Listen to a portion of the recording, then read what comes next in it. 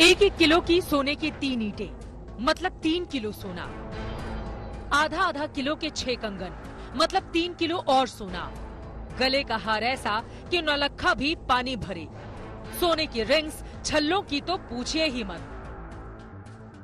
दराजों में सोने की ईंटें, सोने के कंगन, सोने के गहने, सोने की कलम। हिसाब लगाने बैठे तो पता चला 4 करोड़ 31 लाख के तो करीब 5 किलो सोने के गहने गहने थे। दुनिया जानती है वो हवाई चप्पलों में चलती हैं। इधर एक कैबिनेट मंत्री के कारिंदे का 2 नंबरी खजाने का ताला टूटा तो नोटों की गड्डियां भूसे के ढेर जैसी बिखर गईं। बेडरूम में नोट, बाथरूम में नोट, बेसिन के नीचे नोट।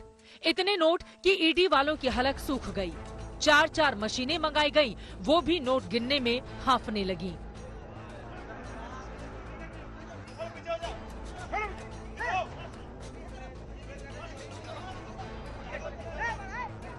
सुबह से शाम हो गई, तब ईडी वालों ने सजा धजा कर बताया कि 2000 के नोट वाले 50-50 लाख के बंडल थे, 500 के नोट वाले 20-20 लाख के बंडल थे।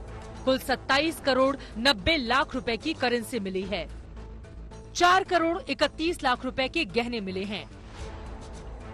कहने को तो ये खजाना अर्पिता मुखर्जी के ठिकानों से मिल रहा है, लेकिन सूत्रों के मुताबिक अर्पिता ने ईडी वालों से कह दिया है कि पैसा उसका नहीं है, उसने बस रखा था। वैसे भी जो अर्पिता मुखर्जी अपने फ्लैट का 11,819 रुपए का मेंटेनेंस चार्ज समय पर नहीं भर सकती हैं, उनके पास इतनी रकम हो ये मानना भी नहीं चाहिए। कहते हैं कि ईडी वालों को 120 करोड़ का सुराग मिला था, लेकिन अब तक 2 छापों में 53 करोड़ से अधिक की संपत्ति मिल चुकी है।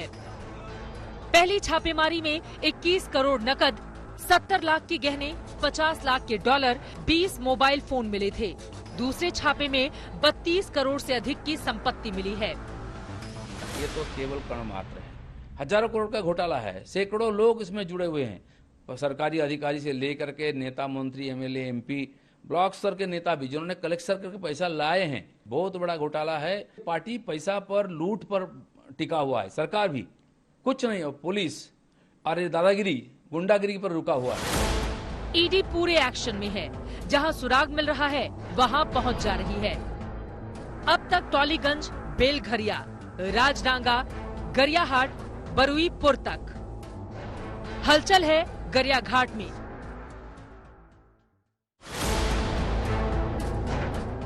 एक साड़ी दुकान वाले भी रडार पर आ गया है, क्योंकि ईडी को शक है किसी दुकान से हवाला का लेन देन होता होगा। पता चला है कि पार्था चैटर्जी अक्सर इस दुकान में आते थे।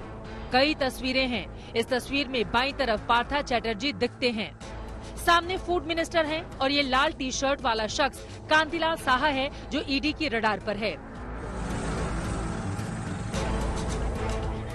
ईडी इतनी तेजी से काम कर रहा है कि डर के मारे दक्षिण 24 परगना के बरुईपुर में पार्था चैटर्जी की बेटी के सुनसान घर पर नकाबपोश चोर आए और माल असबाब लेकर चलते बने। ये विश्राम बंगला पार्था का बागीचा है। कहते हैं यहाँ कल ही चोरी हो गई है।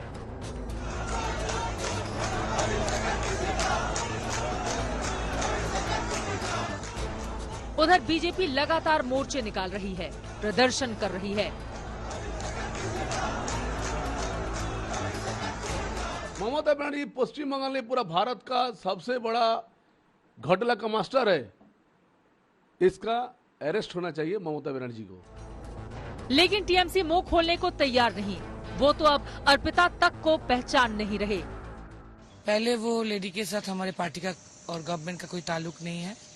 हमारे पार्टी की तरफ से जैसे स्टेटमेंट आया, हमारे सुप्रीमो की तरफ से जैसे स्टेटमेंट आया, वही हमारा स्टेटमेंट है। उधर अर्पिता मुखर्जी ने ईडी वालों को बताया है कि पार्था चैटर्जी की एक और महिला मित्र हैं, जिसके घर पर वो ऐसे ही पैसा रखते थे। अभी तक उस दूसरी महिला मित्र का खुलासा नहीं हो सका है, लेकिन ईडी सुराग जमा कर रही है।